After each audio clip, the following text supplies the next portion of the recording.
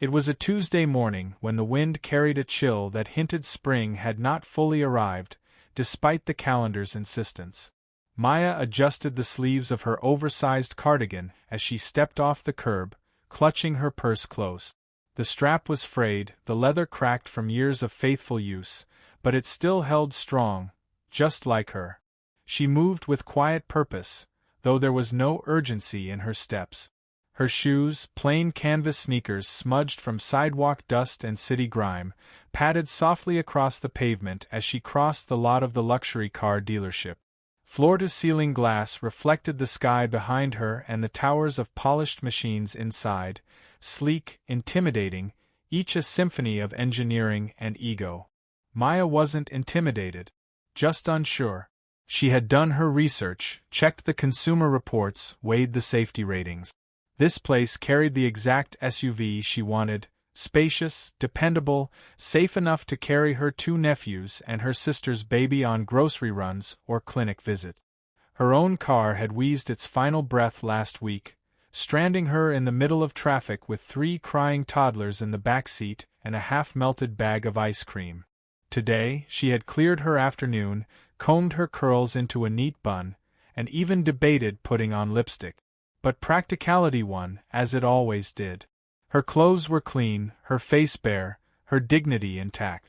The glass doors whooshed open, and the cool interior swallowed her in. She took a breath. It smelled of leather and fresh coffee. The kind of place where money didn't whisper, it strutted. No one greeted her. 3 salesmen stood near a row of convertibles, deep in conversation about weekend getaways and golf clubs. A receptionist with a headset barely glanced up before returning to her monitor. Maya hesitated, smiled anyway, and walked toward a counter displaying brochures for limited edition trims and bespoke interiors. She reached out to pick one up when a voice called behind her, flat and disinterested. "Can I help you with something?" She turned to see a man in a navy blazer, shiny watch catching the light, eyebrows raised in what he surely thought was politeness. But his eyes gave him away. They scanned her clothes, her shoes, the faint wrinkle at her sleeve. His lips pulled into a practiced smile that didn't quite reach his eyes. "Yes," she said, mustering warmth. "I was looking at the LX7 SUV model. The 2024 edition." He blinked, taken aback by her specificity. "That's a high-end model," he said carefully. "Are you sure that's the one you meant?" Maya's smile faltered just a little. "Yes. It's for my family. Safety is the top priority." He glanced back at the others, then returned to her with an expression that walked the line between amusement and disbelief. "Well, they start at 98,000, he said, pronouncing each word as though she hadn't read it already, 3 times in 3 separate articles. She nodded. "That's fine." There was a pause. A long one. He didn't move. "I think maybe you're looking for something a bit more accessible," he offered, then gestured vaguely toward the window. "We actually have a used lot a few blocks down. Great options there. Certified pre-owned, good financing." Maya looked at his outstretched arm, then back at him. "I came here for the LX7, she repeated, gentler this time, though her hands curled slightly at her sides. He exhaled through his nose, the kind of breath that seemed to carry more meaning than words. "Ma'am," he said, his voice dipping in mock sympathy, "I just don't want you to waste your time. A car like that, well, there's a waiting list, and we usually reserve them for clients we know can commit." His words were smooth, but they scraped. Every syllable wrapped in civility, and yet dripping with condescension. Maya's heart beat faster, not from anger, but something colder. Familiar. She had heard that tone before. In the courtroom when she fought for custody of her niece.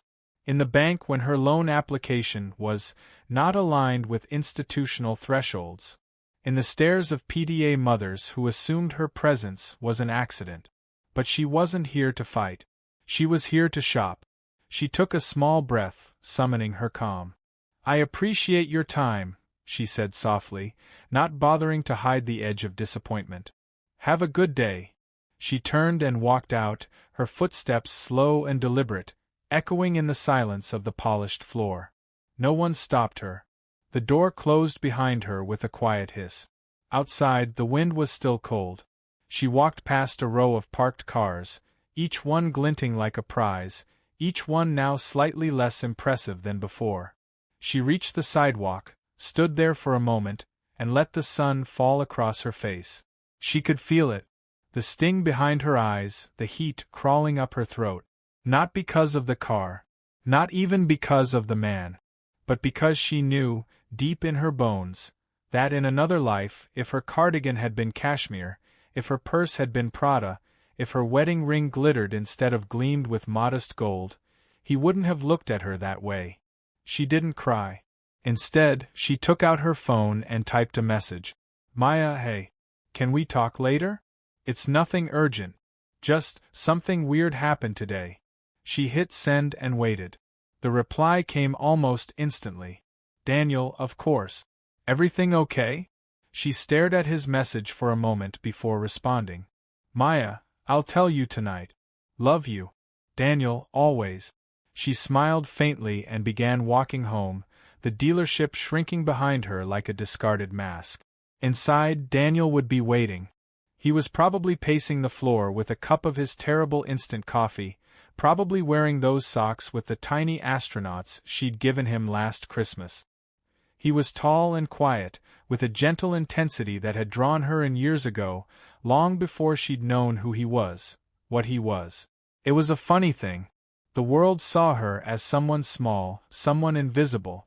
But to Daniel, she was the center of gravity. She didn't need to prove herself to anyone. Not to men in showrooms, not to strangers with smirks. But still, it stung. That night, she would tell him everything. Not because she needed him to fix it, but because she knew he'd listen. And when Daniel listened, the world always seemed to shift just a little. What Maya didn't know, what she couldn't know, was that her quiet pain had already stirred something inside him. And tomorrow, the world would see her very differently. They just didn't know it yet. The silence at the dinner table was not uncomfortable, but it was thick with unspoken thoughts. Maya twirled her fork through the salad on her plate, pushing lettuce across ceramic like a brush dragging paint across canvas, idle and without purpose. Daniel watched her carefully. He'd always known when something was off. Not because she wore her emotions on her sleeve, she didn't. But because when something cut her deeply, she became too still, too quiet, like a violin silenced mid-song. He set down his fork. You didn't say how your day went. Maya looked up slowly, eyes flickering for a moment before she offered him a soft smile. It was fine. Daniel tilted his head. Maya. She sighed. I went to that dealership on 5th. The one with the safety-certified SUVs. His expression shifted slightly. And... She hesitated, then shrugged. They weren't interested in helping someone like me. Daniel leaned forward, forearms resting on the table. What do you mean, someone like you? They took one look at me and decided I didn't belong, she said, voice steady but low. Told me I should check out the used lot. Made it clear I was wasting their time. His face darkened, not with anger, but with a kind of quiet storm gathering just beneath the surface. Did you tell them who you are? No, she replied firmly. Because that shouldn't matter. And honestly, I didn't want their respect because of your name. I just wanted to be treated like a person. Daniel studied her. Did they even let you test drive? She gave a dry laugh. They didn't even offer me water. A heavy silence followed. Maya's fingers absently traced the rim of her glass, and Daniel's jaw tensed, just barely. I'm sorry, he said quietly. You don't have to be. This isn't new for me. She smiled, but it didn't reach her eyes. This kind of thing used to crush me. Now, it just reminds me where we are. What the world still sees. Daniel stood up slowly and walked around the table. He placed a hand gently on her shoulder and kissed the top of her head. Come with me tomorrow, he said. I've got something in mind. Maya looked up at him, brows furrowed. You're not going to make a scene, are you? No, he said, a small smile forming. But they'll remember you. That much I can promise. The next morning, the sun rose indifferent and cold, spilling pale light across the manicured rows of vehicles lined up like soldiers behind glass.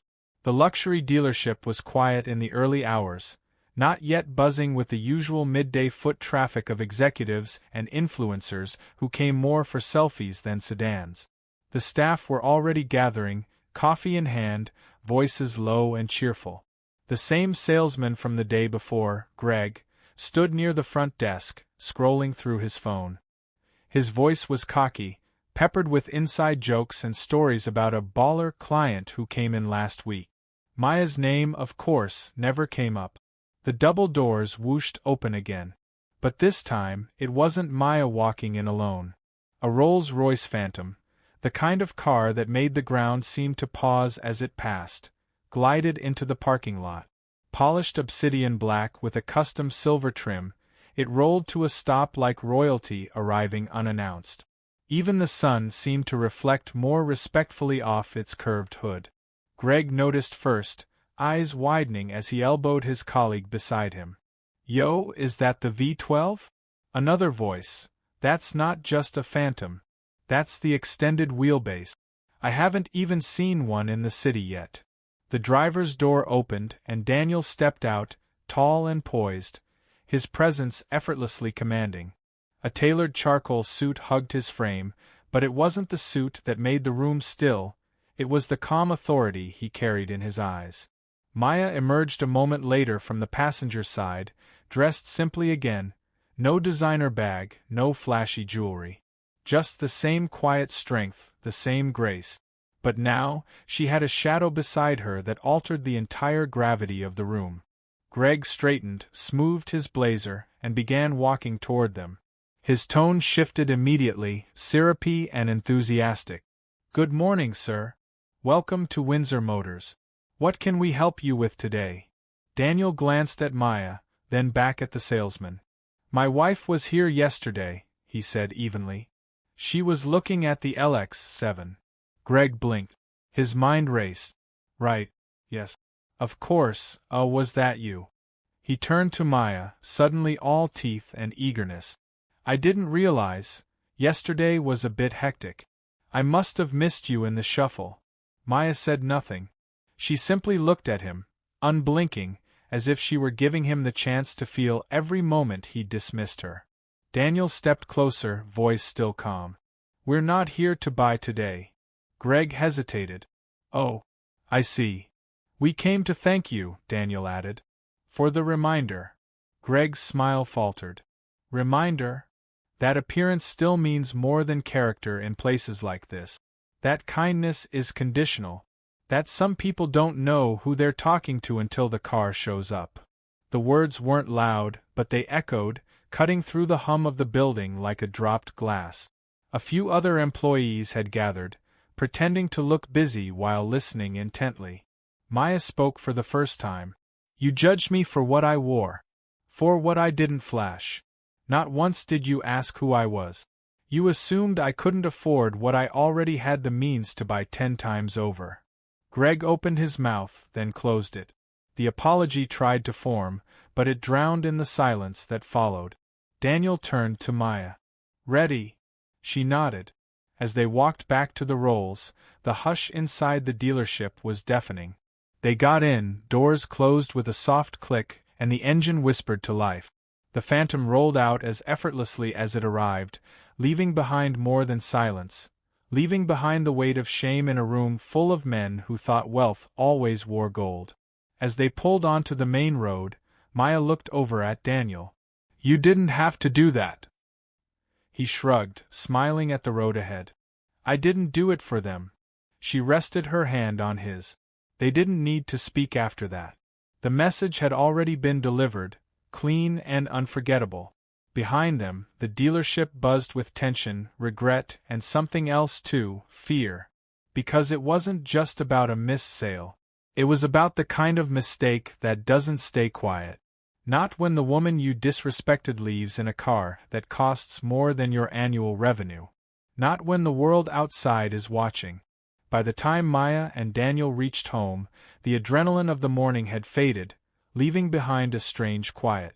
The kind that doesn't settle, it lingers. Maya sat on the edge of the couch, slipping off her shoes slowly, one at a time, as if her body were still catching up with everything that had happened.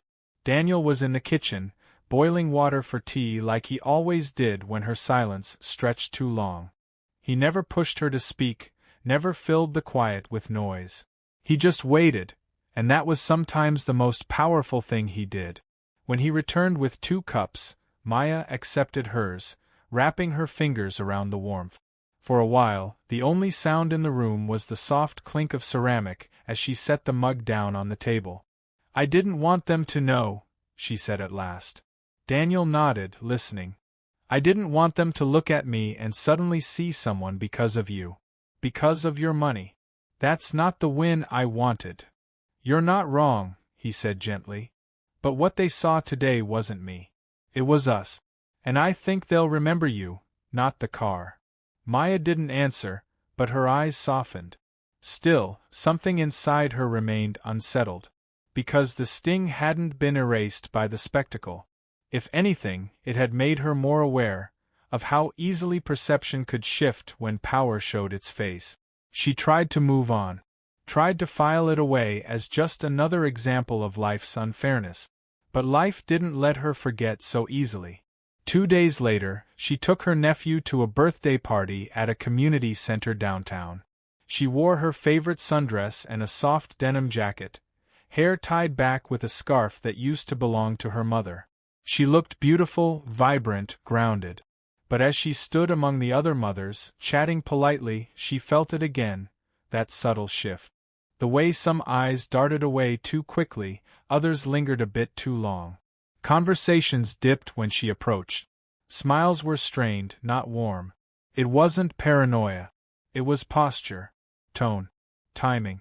One woman, blonde and polished, turned to her with a smile just a shade too tight. "We saw that video circulating," she said with the kind of sugary curiosity that camouflaged spite. "The dealership thing? That was your husband, right? The guy with the rolls?" Maya blinked, surprised. "It wasn't a video. At least, I didn't post anything." "Oh, well, someone did," the woman replied breezily. "You know how the internet is. Things travel. One of the staff must have leaked it. My husband saw it on LinkedIn, of all places." Maya felt her stomach sink. LinkedIn? People are saying it's a masterclass in brand optics. Power couple stuff. Very inspirational. She gave a small, pointed laugh. The others joined in, too quickly. Maya smiled tightly and excused herself to the restroom. She didn't cry. But she stared at herself in the mirror and felt a twist in her chest. Somehow, her quiet moment of dignity had turned into a performance she hadn't auditioned for. And now, strangers had turned her pain into a parable.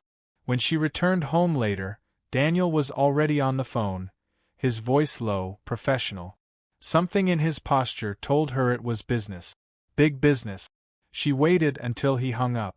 "Did you know there's a video going around?" she asked. He nodded slowly. "I found out this morning. It's on a few blogs already. Apparently, someone from the dealership security staff leaked the CCTV footage. They synced it with music, turned it into a motivational reel." Maya exhaled sharply. Motivational. It went viral in 2 hours. She sank into the couch, arms folded tightly. "I didn't want any of this. I didn't want to become some poster girl for poetic justice. I know. They're not seeing me, Daniel. They're seeing a story. A symbol. But I'm not a symbol. I'm just someone who wanted to buy a car." Daniel nodded, moved beside her. "That's what makes you powerful. You didn't set out to prove anything. And still, the truth hit harder than if you had screamed." She didn't respond right away. Her silence was heavier now, filled with the weight of being seen too much and not at all at the same time. The next morning, her phone buzzed with an unfamiliar number. She let it go to voicemail, but curiosity tugged at her. When she finally listened, the message made her jaw tighten. "Hi, Ms. Benton. This is Erica Vaughn, Regional Manager of Windsor Motors. I'd like to sincerely apologize for your recent experience at our dealership. We are conducting a full review and would love to invite you back for a proper consultation, our treat. We'd also be honored if you'd consider being part of a marketing campaign we're launching soon about empowering women in leadership. Let us know if you're interested. Maya played the message twice, then deleted it. She didn't need their apology. Not now. Not after the tide had turned. It was easy to offer kindness when the world was watching. Harder when no one was. Over the next few days, the calls didn't stop. News outlets, lifestyle bloggers, car magazines. Everyone wanted a quote. Everyone wanted her to fit into the version of the story they'd already written. Wronged woman, redeemed by luxury. And still, no one asked who she really was. Not once. No one asked how she took care of 3 children under 5 while her sister worked night shifts as a nurse. No one asked how she balanced community service, grant writing for her nonprofit, or how she managed to find moments of joy in hand-me-downs and quiet dinners. They saw the Rolls-Royce. They missed the woman who didn't flinch when a man dismissed her, because she had learned long ago that her worth couldn't be measured in sales quotas or stitched leather. One evening, Daniel walked into the living room and found her sitting on the floor, surrounded by old photo albums and boxes of handwritten letters from her mother. She looked up, tears brimming, but not falling. "I want to tell my story," she whispered. "Not theirs. Not the dealership's. Not the blogs." Daniel crouched beside her. "Then let's make that happen." She nodded slowly, eyes fierce now. "But not with a flashy car. Not with a soundbite. I want them to see me. The real me. The woman who walked in with purpose, not privilege." A beat passed. Then she smiled. And in that moment, Daniel knew. This wasn't just about justice anymore. This was about legacy. The air was crisp that morning, laced with the scent of possibility. Maya stood in front of her bedroom mirror, adjusting the neckline of a modest navy blouse. No designer tag. No flashy accessories. Just clean lines and quiet elegance, like her.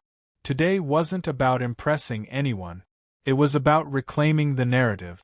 Downstairs, Daniel waited by the door, holding a slim black folder. Inside was the pitch they had spent nights crafting, side by side, between sips of tea and deep sighs. Not for the media, not for brand deals, and certainly not for any dealership apology tour. This was for her, a grant proposal for a women's empowerment initiative, created by Maya, rooted in her truth.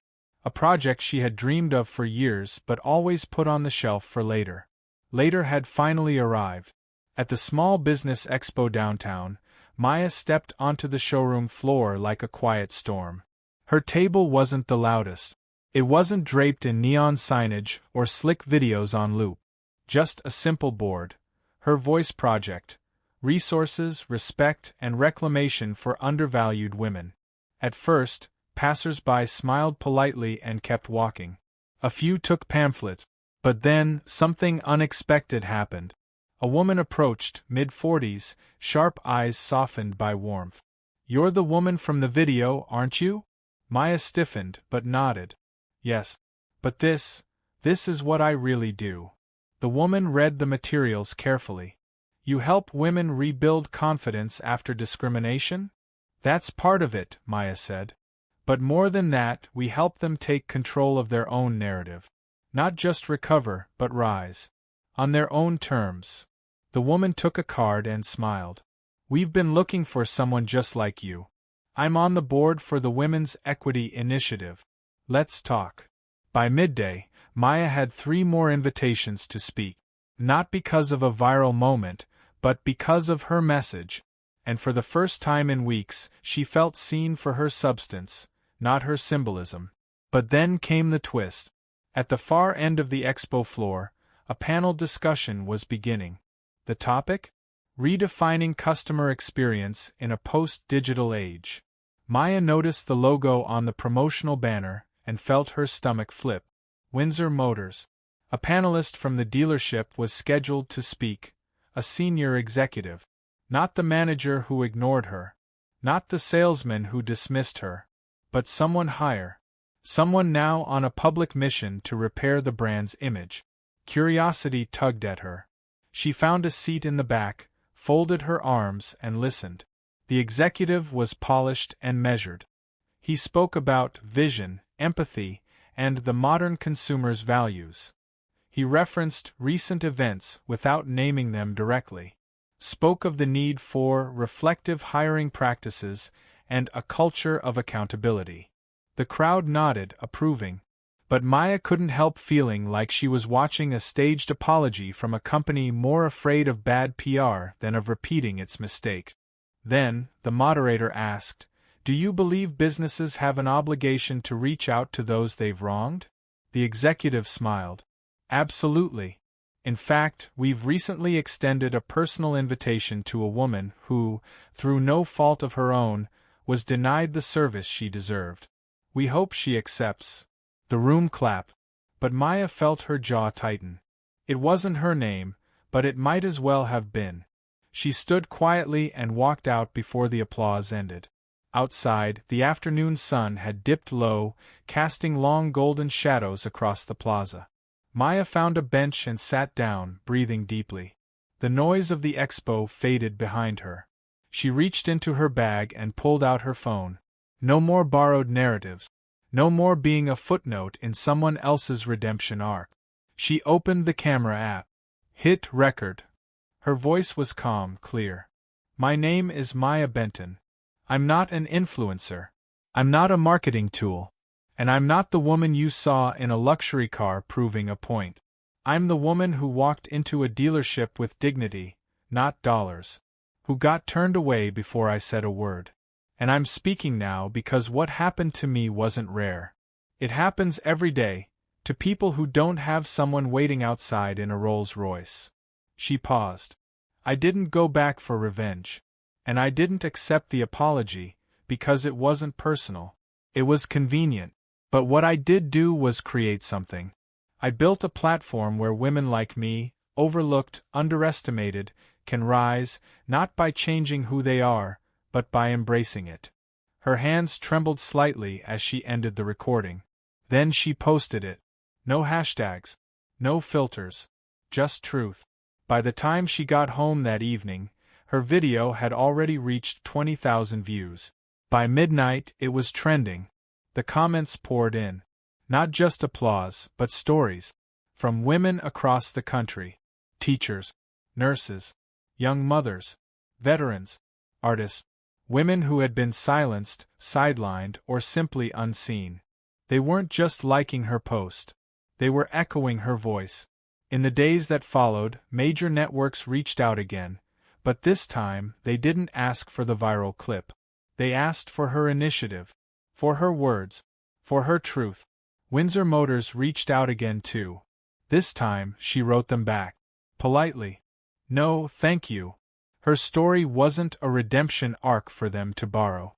It was a new chapter for women like her. And as for Greg, the salesman who had first looked at her and seen nothing of value, he was quietly reassigned to a different branch. No fanfare. No press release. Just an exit shaped by silence. Justice hadn't shouted. It had whispered. Because sometimes the most powerful revenge isn't revenge at all. It's success. It's dignity. It's choosing not to return fire, but to rise so high they can't reach you with their apologies. And Maya? She was already looking ahead. Not in the rearview mirror. Maya stood by the window, watching as the last light of the day faded into a muted purple.